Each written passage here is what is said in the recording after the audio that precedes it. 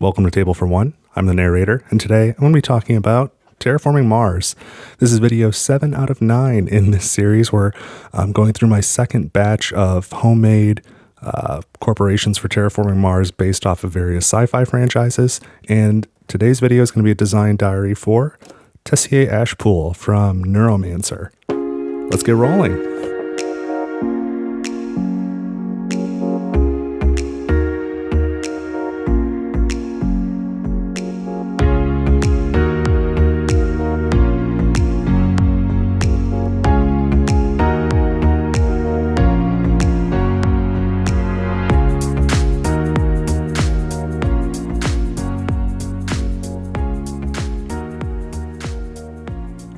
And I'm ready to tell you a little bit about Tessier-Ashpool from Neuromancer. Before I do, quick reminder that this corporation, along with the rest of the pack, the 9 packs in this corporation, as well as a bunch of other stuff, is available for free on tablefor1.games. If you go to free content, you can find a link in the description, of course, but you can print and play this and other content that I've put together. And I'd love it if you do that, and let me know if you do. I'd love to hear about it. So I want to talk to you a little bit about how I designed this corporation. Tessier-Ashpool is from the novel Neuromancer, which is like the original cyberpunk novel or story that did things like invent the word cyberspace and terms like the Matrix. Maybe not how you know them today, but it was groundbreaking at the time, and it's still pretty awesome today. It holds up. I think it's only a matter of time before it's adapted into something, a show or a limited series or a movie. I think it would be a really difficult adaptation, but not impossible if the right person gets their hands on it. So anyway, go read the book. So in the background, that background image there is from one of the versions of the novel's cover, not the version that I personally own. But it's Case wearing the headset so he can jack into the cyberspace and do what he does. The logo for Tessier-Ashpool, they didn't describe one in the book as far as I remember. But I whipped one together real quick with some help from a free logo generator. That was pretty terrible. But I used it for help.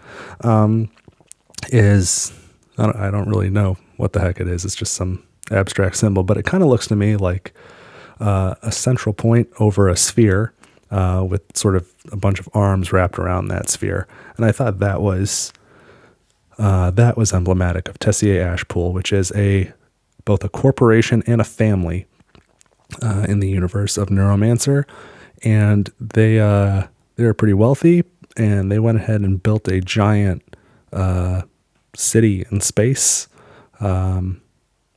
Maybe city's not the right word, but a space station for just them and their associates. And they're pretty reclusive. And they just kind of walled themselves up in there, and they do whatever the heck it is they're doing in there. And they don't interact much with Earth. That's not their interest. They just stick to themselves and continue to get super rich. So the flavor text on here is from one of the members of the Tessier-Ashpool family. It says, "We have sealed ourselves away behind our money, growing inward, generating a seamless universe of self." So this corporation has a city tag, and that's to represent their little city in space where they live. The corporation starts with 48 mega credits, which is kind of a lot, and 10 steel, which is useful depending on your starting hand, but generally pairs well with project cards that let you build cities.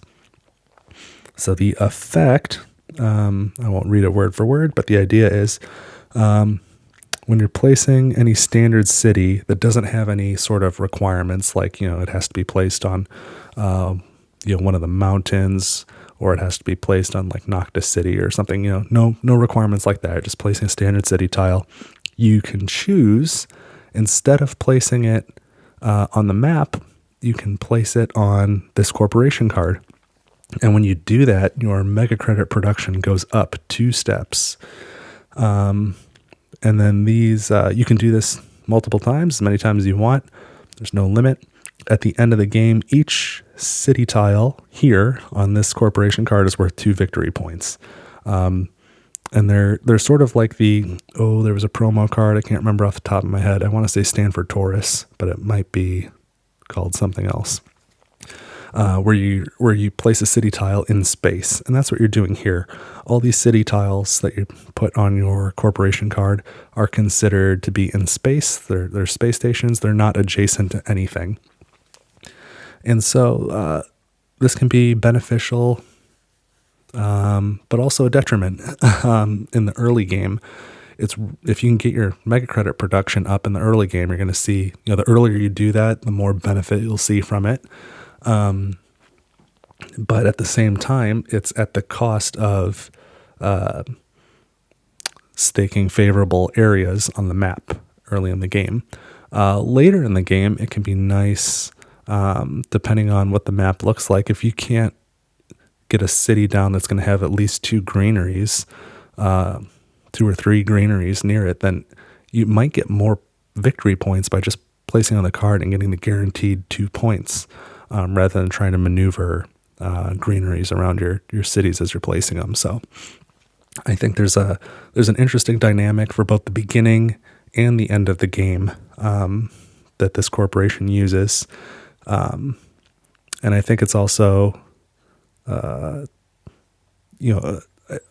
think it uses the symbolism of this fictional corporation that got rich while going into space and building cities. Like, I think the idea of getting 2 mega credit production really reinforces that. And so I think it gives you some interesting choices. I don't think it's overpowered. I don't think it's underpowered either. I guess I wouldn't have released it if I thought it was either of those, but maybe you think differently. So let me know what you think in the comments. I'd love to know. In the meantime, I'm going to set up and play a solo game with this corporation and release it at the same time as this video, so it should be out now. But I would love to get your thoughts on it. So looking forward to hearing from you and seeing you again next week for something else, and in 2 weeks for the 8th out of the 9 corporations in this pack. And again, you can find them all right now at tablefor1.games under free content. That's all I've got for you this week, and I'll see you next time. Thanks for watching Table for One.